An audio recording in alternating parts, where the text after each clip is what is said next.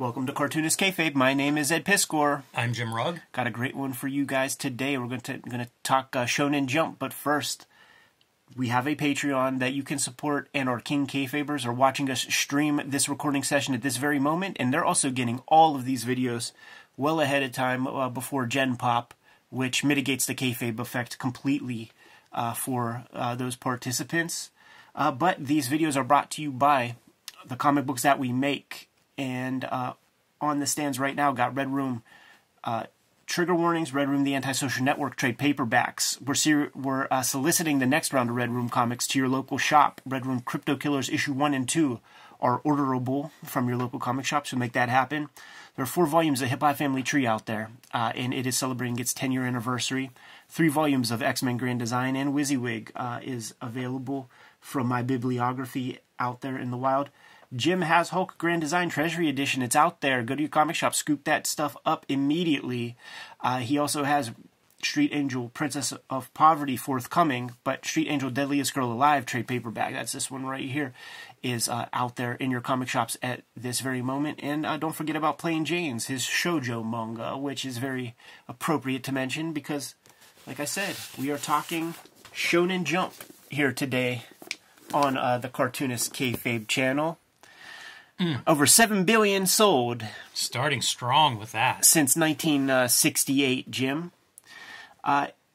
You could find these things when you're out there in Tokyo, and it's my custom to grab a couple of them whenever I am out there to sort of bring back. It's a very mystical comic to me. My pops worked in Korea, and somehow those comics made their way to Seoul, South Korea, whenever my dad was out there working. He brought me some 1991 era Shonen Jumps that had Slam Dunk and Dragon Ball Z and JoJo. JoJo's Bizarre Adventure were like the 3 big ones because those titles were also in English, so I could like read like what the heck it was called. But it was very mystical. Never heard of like Shonen Jump. I didn't know the title of the thing. It was my introduction to Dragon Ball Z and things like that. I had some idea that like the reading order was a different way than we're used to. So that was very interesting, but very mystical comics to me. Yeah, no doubt about it. And that's that age where like I would get hold of whatever weird comic book, magazine, whatever, and just read it to pieces. Yes. And, you know, you didn't have that much stuff. So if you get that at that age, it's just go through it, go through it, go through it. Totally. Try to decode it and understand it. I would be curious. This is the greatest comic series of all time. Absolutely. And I don't think it's close, and I'd be curious like what kind of rebuttal anyone would have that would disagree with that. When you think of the list of books that have come out of this, characters, creators, and the numbers sold, yeah, like I don't know what argument you could make for anything else. And I always think of this format and why nobody made an attempt at this format in the States. Sure. Even when they brought Shonen Jump to the States, and then there was Raijin Comics, the first kind of like, it was a weekly, and it was printed the correct way. I think it might be one of the first comics. Like a sales point for me for Raijin Comics was keeping faithful to the reading order. And I don't remember seeing that or hearing about that before then. But right after Raijin started, Viz put together there's monthly Shonen Jump that was still thinner than this. Right. You know, it was maybe 120 pages, 150 pages, maybe 200. But these can approach 500 pages of material every week. Just mind-blowing. Yeah, totally. About 20 features, 30 features in there. This is Captain Tsubaba, which is a staple of Shonen Jump. But like I said, it started in '68. In the first 3 issues, they licensed some American stuff. There was 2 Alex Raymond pieces. There was Secret Agent Corrigan, and it might have been Secret Agent X9. And then there was a Lee Falk, Mandrake the Magician. Boy, Lee Falk gets around. Got serialized, yeah. And everybody I talked to about that like sort of knew that, they were like, yeah, we got rid of that quick because like, I mean, there's no end to the shit talk that I heard about American comics from the Japanese. You look at this, and it's so apparent right away that this is a different language, and Totally. I don't mean this. I mean the visuals. Like, yeah. I think I like How to Draw Comics the Marvel Way, where they're like, make it more dynamic. This is like a 12. Yes. You know, like, I mean, every page feels like these covers where it is just fighting advertising, fighting the other features. Like, look at me, look at me, look at me, every page. I'm not sure if this, like, I don't know if this is a subscriber thing. It looks like this could be an intact survey, which, because you see all the titles right there. Yeah, and it's worth mentioning that to anybody that's Very unfamiliar important. with Shonen Jump, is that they have survey cards in every issue. And, like, if you're not one of the most popular features, then it's time for the next person to get their shot at it. Totally. And those editors are out there, man, working with upcoming cartoonists. Oh, dude, it's so hardcore. Yeah. And, you know, this is aimed at young male readers, even though they have a large readership of over 25-year-olds and a large readership of women. But this is boys' comics. And you see it. You see sports in the beginning of this issue, and now we see fighting. It really is mind-blowing. And, you know, the American version of this, if someone were to do it, I would think a Marvel or DC would be the company to do it. And the compromise would be put out your month's books or your week's book or all the Batman books once a month or whatever, but you got to do it on this kind of like cheap production in order to do 500 pages for a price that, you know, somebody that's not buying the individual comic books is willing to pay. Yeah. At the height of the game, Shonen Jump sold 6.5 million a week. And that was in 1995, 1996, man. So, like, you'll hear the argument about, well, people aren't buying comics because there's so much other media and so much other material that their buying dollars going towards. And yeah, that may be true, but Japan gets all the RPGs first, like all the best video games before you, all the anime before you, a lot of distractions away from comics, but somehow in 1996, this was still selling, you know, at its biggest numbers than ever. One of the first hits for Shonen Jump, and it's called Weekly Shonen Jump, by the way. Only very few issues were called Shonen Jump. One of the first hits was by a cartoonist named Go Nagai, man. Want to hand me that Mazinger real quick, Jimmy? Mazinger Z was one of the first standouts from Shonen Jump, and this is a first comics mid-90s color job from Go Nagai that we got here in the States, and we did a video on this sometime back, man. You know, flip to like our comfortable orientation. But you take a look through this, man. This is hard to argue with. Boys are going to be coming back to check these comics out. Yeah, 100%. And I think it also reflects, like, what happens is a lot of us comics fans in America get to see some of these Japanese comics, and you're hooked. Oh, absolutely. They're so remarkable in so many ways. So, of course, you're thinking, like, let's bring this over to America. Yeah. We can sell some of this stuff. This stuff's magic for comics. Then the other, this sort of second hit for the Shonen Jump series came about from Keiji Nakazawa. There was the one-shot called I Saw It, which is just going to be a one and done. And that's what you would get in these issues of Shonen Jump. You have many series, but there are also many one-shots within each volume. And sometimes, like, there's one of these that I bought that has a Dragon Ball story or a Dr. Slump story and a Akira Toriyama one-shot in there. So that month, he put 70 pages, that week, excuse me, he put 70 pages of comics out there. They would test the waters, like Fist of the North Star. It had a one-shot. It was very different than a post-apocalyptic story that is most popular, but they have those reader feedback forms. Feedback comes in, and it's like, we have to explore this again. We got to take this to the next level. How can we manipulate it to make it a series? That was the same deal with this, which is the first manga to be translated into English. It became a worldwide phenomenon just based on its flat-out importance. You know, this comic is written and created by somebody who lived through the atomic bombing of his hometown and is one of the first manga to come to the States. You notice that in the early 80s, there is no Comics Code Authority stamp on this thing. And thusly, it did not get to be really distributed in schools. It wasn't on the newsstand. And the editors of Shonen Jump and Keiji Nakazawa really had nothing positive to say about the American readership and the American comics market. And they said that they flat out feel sorry for the Disneyfication that the children of America are growing up in these 1980s. So for all the... Boy, imagine their opinion today. Yeah, no doubt, man.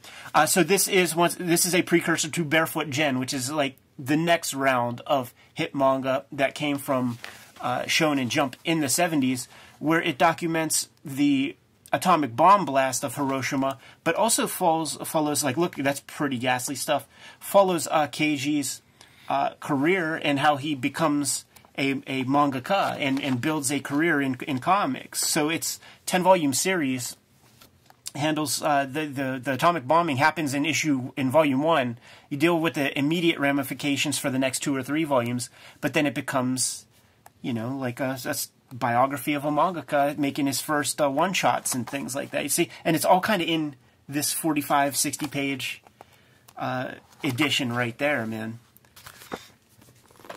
In the 80s, the pop stores started to become a thing, and once a year in Shonen Jump magazine, they would feature their mangaka in there as kind of like teen idols. That's so funny, those covers. Yeah. Got a couple of them, man. Like, is that Stormtrooper outfits? I don't know about that. Certainly looks like it's derivative of those. Yeah. Then you got your football players. I think That's really funny, one too. more of those. These football players, like, their costume's so funny, they have the little collar pad tied neatly, like a little bow in the front. I know Toriyama well, and that is about it, man. I want this to be Bronson. I know, like, me too. Like, I feel like that should be the way it is. But it's fascinating going through this stuff. And you and I, we talk about it often. Where we mention, like, how come there isn't, the great hockey comic or the great tennis comic or something? And the truth is, like, you got to try it. Like, you gotta sort of disabuse yourself of what you see being sold on the stands, and you have to make that comic. Like, in the States, you would have to take a year or so to create a comic about a guy playing golf, put it out there, and hope that you can find an audience. The beauty of Weekly Shonen Jump is that you can try a hockey comic out because you see that, like, Mighty Ducks is popular right now or something, and leave it to the survey to let you know if this is something to continue to pursue. My sweet spot is from 1980 to about 1991, and that's the stuff that I'm scooping up. This two-color stuff, to me, is just about as good-looking as comics can be. Yeah, I love it. Yeah, It's and they use really airbrush, beautiful. too, you see. Yeah. I have issues from the early 80s that have maybe 2 golf comics in the same one, or 2 tennis series. Yeah. There was a volleyball comic. I don't know if it was a Shonen Jump comic, but it was translated, so, like, I read the first volume. Yeah. And the way they handle sports, because, like, I don't know anything about volleyball, let Sure. alone care. They're explaining rules in there so that you understand the game as the reader, while also establishing relationships as well as, like, who the characters are that are going for that, like, samurai discipline of being the best. Yes. And it's all in there. And it doesn't feel expository. It doesn't feel boring. It's super fast. Yeah. It's the ability to do speed and dynamics in a sports story. It's so paramount to make that because capturing a sport in a page is a challenge. Part of sports appeal is bodies flying around. It's something that they've learned to do. You know what I mean? Like, look at this. You can believe that ball is sailing, man. That dude is swinging for the fences. He got a whiffer, though. Yeah, man. Yep. If he'd have hit it, it would have been gone. But You notice you got newsprint, but blue ink. Mm-hmm. You got pink pages with black ink. You got blue pages with black ink. They're doing a lot of different stuff to keep the visual interest up, so that it doesn't just kind of fall away, become white noise as you and you have this variety of styles, like a very cartoonish, almost chibi style next to very highly rendered, more realistic kind of stuff. Realistic may not be the right word, but the highly rendered kind of stuff. Like, you flip through an issue of this, and you are getting, like, a spectrum of styles in terms of cartooning. Wow, that's amazing. Yeah, Tar-chan. If this is not Tar-chan, it is certainly the artist who does it. That it's like the shit that guy gets away with, man, with nut sacks. And actually, if this is Tar-chan, Tarchan flies, and he does it by doing the bat wings with his nutsack. Like, he pulls his ball skin and creates like a hang glider, and that's how he travels from one place to the next. But this might not be the Tarchan comic. It definitely is the artist, though. You know, that's another one of those ingredients that, again, any one of these volumes you can flip through and get, and it's that far-out imagination. Totally. Like, imagine picking up an Image comic and the guy flies by stretching his nutsack. You know what I mean? Every story does have the same tenets of, and it's the stuff that that Frederick Schott mentioned in Manga, where the character starts out at a low level, and through perseverance and excellence, through perseverance and hard work, achieves excellence and mastery. Every single story is that. It's kind of Joseph Campbell in that way. Every single one of these stories. There's not one of them that isn't. And then think about what the big Shonen Jump hits are, and then you could see how it fits within those confines and things. You know, once again, I feel like this is a really different style that we haven't seen before. Yeah, absolutely. You can almost see the values of the artist, you know, in these hairstyles and clothing that doesn't show up in the previous story we were looking at. It is a pressure cooker. You're doing 16, 17 pages a week. Being judged harshly. That's the thing, man. Like, not only do you have those deadlines, but there are those surveys. So now you have that to worry about. But the editors in manga, I went to the editorial offices of Shonen, Weekly Shonen Jump, and it's almost like there is an editor per series. So you get a dedicated guy who is there 24/7 to help you out. That editor is not sleeping the same way that you're not sleeping, so you have to rise to the occasion. They will just hang out at your place. Like, if the deadline is 4 a.m. on a Thursday, like, they will do everything. They will be there at 2, 3 a.m. and do everything they can to deliver that strip in on time. Yeah, and you can see we interviewed Felipe Smith, who worked as a mangaka for a couple of years, and he tells those stories about being up all night with his editor, you know, in the local coffee shop that was open all night, just making those deadlines, man, and making the story the best it can be. Yeah, and lots of people, you know, are manga fans out there. They know that, right? Like, these 7-day deadline, got to turn a comic in every week. But when you parse that out and you think about what that is not drawing. It's not 17 pages divided by 7 days a week. No. It's like 3 days is spent on the writing portion with the editor, who is a contributor of the work. It's a very interesting dynamic because the editor is helping it along and is telling you the ingredients that are missing from the thing. But what's interesting is he's not involved in the ownership of that series. Shueisha does not own that series. You, the creator, own that series. And Shueisha, the company that publishes Shonen Jump, creates this vehicle for you to prosper in a giant way. And there are times where the mangas exceed the publication of the Weekly Shonen Jump. It is a hit factory. It is a hit-making factory. And because it's such a pressure cooker, and because so many people want to be a part of that, like, look at this. This is JoJo. I think it's only very recently JoJo got its own sort of animes within the past 5 years or something. It's been going since about 87 and has over 100 volumes. Yeah, and, you know, they measure these things out in the billions of dollars, these top properties and what they've generated from their manga sales. Absolutely. You know, take that home and think about it, because, like, we talk about the Marvel movies as generating $2 billion or whatever. Yeah. Fist of the North Star is a couple of $1 billion it's generated from manga sales. Absolutely. From comic book sales. Yeah, it's billions of dollars. Like, this vehicle of Shonen Jump creates a platform for, on a weekly basis, these comics are a billboard for the Tankobon that will be coming out.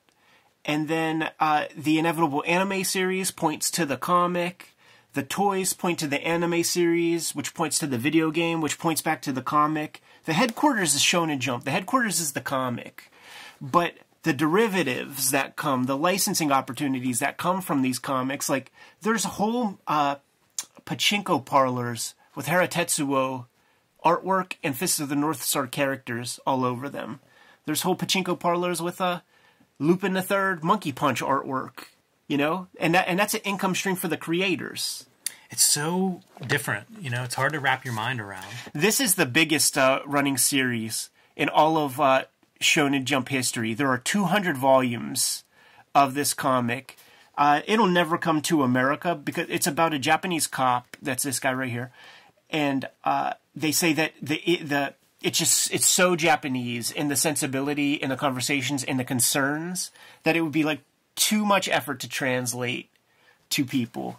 But this is, I got my Shonen Jumps before I got Understanding Comics, which explained the very ornate backgrounds with the cartoony characters. But this strip always had such laborious backgrounds, and seeing this little douchebag, it was so curious to me. Never seen anything like it. Yeah, it's interesting. This is funny. 1990. I might have a volume here. No, I guess I don't. You will see some covers of Shonen Jump. I don't think I bought one. But it'll have a Formula One car on the cover, and there would be like a Formula One car comic strip. Shonen Jump, like, it was doing so well in the 80s that it bought a little ad space on a Formula One car. That's cool. And just for 1 year, I think they said it cost $100 million for, or maybe it was just $1 million. But it was, and it's so tiny also, man. But they were very, very proud of that.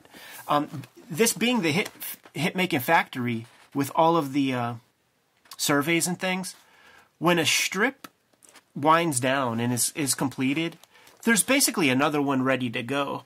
They say that the dwindling sales after that 6.5 million with Shonen Jump was because basically in tandem, Dragon Ball and Slam Dunk ended their series. But picking up steam, Nature Reports a Vacuum, Naruto and One Piece were newish at that time, which became, the next sort of heir apparents of the magazine. So there's always something ready to kind of take over. Do you think these guys ever have a chance to like look at other comics, to like look at the competition, to like look through an issue and see how they can improve their stuff compared to the other guys? Boy, they wouldn't have much time. Not at all, right? You'd look at stuff coming up, and then I assume you'd get the issues and maybe flip through them and see there is some variety, but it is still aimed at, same audience, same demo. Yeah. So you're not seeing the more extreme variations that are out there for sure. Right. But I don't know, man. I don't know how, look, a lot of this stuff doesn't make sense to me. When you describe a 7-day week of like, okay, here's 20 pages of this next billion-dollar franchise, it's inconceivable to me. Like, I think all the time about how they actually write in that drawn format and how, like, they're able to make that coherent. Because, like, I need a map, like, I need a writing thing to kind of have an idea of, like, what's the last page look like? Where am I going? Right. And if you're drawing and writing like they do, it's a very different process. It's almost a different way to think. So all of it seems hard for me to conceive, Ed. Yeah. So when do they read other comics? I don't know, but if they're into it, I bet they find a way. I mean, it would take me a month and a half to do one of these weekly installations, if I'm lucky. So our time management is definitely different. Yes. And, this is before certainly iPhones and things like that, which can suck a person's time from them. Okay, so, like, dude, here's an example. I think this... Multiple tennis? Yeah, this is... Pickleball? Is this not tennis? No, just tennis. I was just joking. It's 2 tennis manga. And totally different looking. Yeah. It makes so much sense, though. If you've got one that's a hit, I bet they'd get 20 submissions or ideas for, like, more tennis. Oh, my goodness. Here we go, guys. Akira Toriyama's Wow. Dr. Slump showing up here. Always such attractive splashes. Yeah, once again, I'm going to say, like, look at how it has to compete with ads. Like, those ad graphics, yeah, they're concentrated visual art. Like, of course that's going to be an influence. So good. It's really interesting to read things like Milt Kniff interviews and then look at this stuff, because it's very different than the language we use in American comics to talk about, like, you're selling books. Dusty Rhodes. Oh yeah. Even on his shorts. Yeah. Like I think these guys view it that way, as like, this is a commercial venture. If their strip is not popular, they're out. Yeah. Go to Garo and do shit for free. If you're going to be an artist. And when I read like some of the old newspaper cartoonists in America, like, these are the guys who would have been selling incomparable numbers because of syndication and stuff like that. they have the same mentality. Like, they are there to sell papers. Totally. And you know, these guys are here to sell copies of this magazine. Original Sheik. Wow. Showing up in Kinnikuman. Wow. Gooch. I just read that Sheik biography. Very good for the wrestling fans out there if you're interested. Hell of a story. What's real interesting to me, because like I bought 2 volumes from the years 1980 to 1991. That's my sweet spot. That's the stuff I love. The closer to the front you are, the bigger the push you're getting by Shonen Jump. Kinnikuman is never up front. It's like a reliable mid-card comic for Shonen Jump. But it never gets the whole deal. Some more of that baseball action. That Captain Tsubaba soccer manga that's in so many of these volumes. Is that this?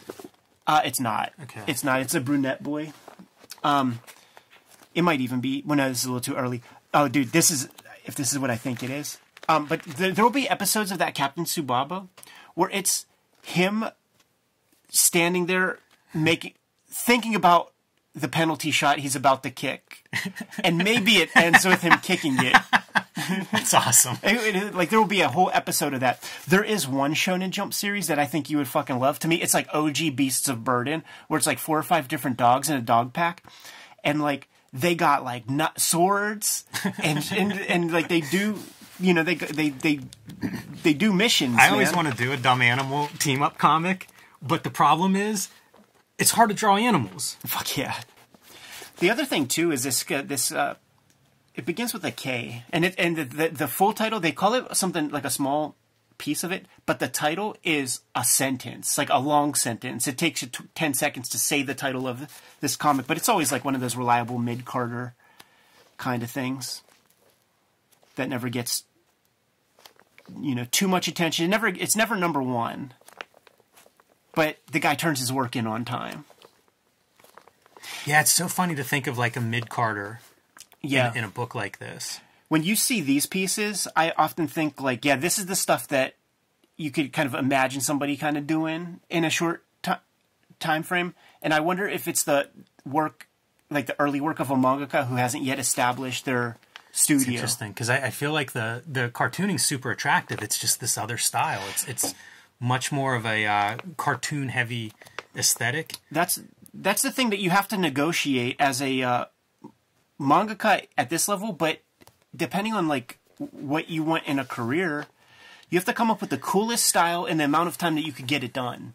That's a big chunk. When I was doing workshops in Denmark, like I working with the kids, like one of the things that I did like as a series of lessons was like, let's distill your favorite novel into a 4-page comic, a 9-panel grid, a 6-panel grid, you know, like 1-pager, to just try to like distill stuff down, but also give you super tight deadlines to come up with an attractive look, but getting it in on time. You know, that's a skill to have. It's a really good, I like that as an assignment. Yeah.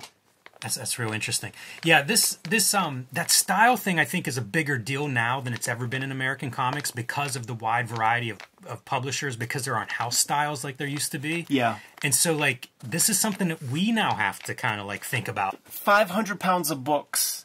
Every cover is so fascinating because just the last like 3 that you've popped in, they're completely different compositionally. And there's so much happening. This is the one that feels like before there were iPhones, there were Shonen Jump. Right. Check this out. There's a Dr. Slump in here. And then there is a Toriyama one-shot in here. Boy, that dude was working. Talk about not resting on your laurels. So there's beautiful. There's about a 40 or 50 pager, and this is published in the Manga Theater book. I was gonna say, like, I recognize that image. And then 15 pages, 17 pages of a Dr. Slump. So 60-page week for Uncle Akira there, man.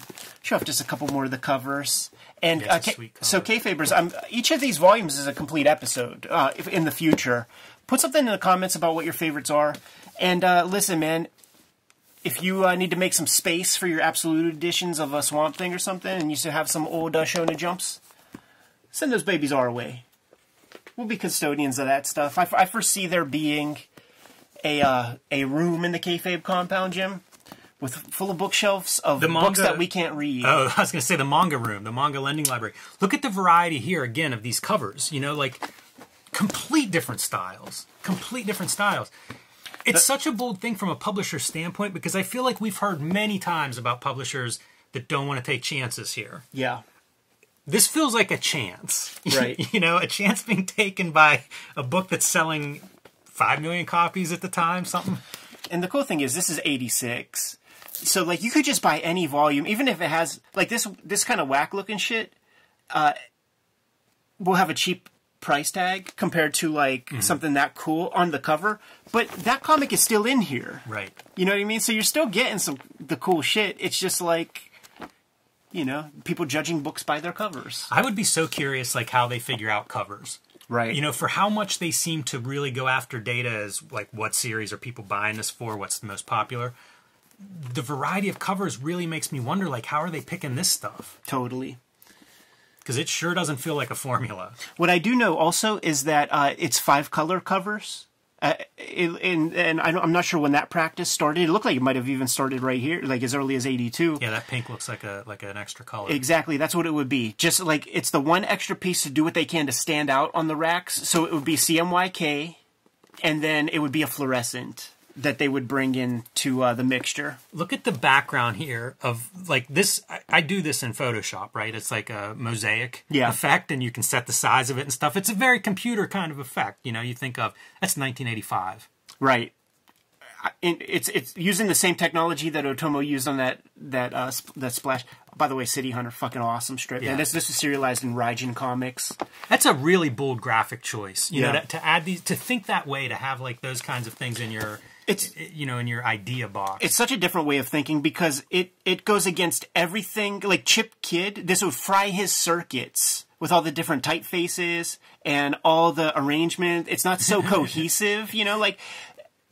What we know, the way we sort of study design and use design, it's like big focal point and then accents along. So like that's about as far as it gets in terms of like being like us, because like yeah, sure, there's a focal point, but then there's all this other shit competing, and it's just every square inch is a visual kind of shout. It's hard to look away from any one of these covers. It's true. It's true. We can wax about this all day, man. We got 24 volumes of Shonen Jump up here, man. 2 from each year, from 1980 to 1991. Kayfabers, let's hear it in the comments, man. Which one of these are we going to start off with when we start going through these suckers one at a time, man? Put some stuff in the comments. And that's code for everybody to hit that 1986 button. Just mash the hell out of that. Yeah. Such a sweet spot year for me, like... But you know what any of these are? 1991 I'm staring at right now, and I'm tthinking of Jim Lee X-Men. Totally. You know, like, it's so much fun to think about, like, all of this stuff happening concurrently with, you know, with all comics history. Here's an 86er. And, dude, how about, like... See what I'm saying? What a sweet spot. You got Hokuto Shinken, also known as Fist of the North Star, and then followed up by Kinnikuman.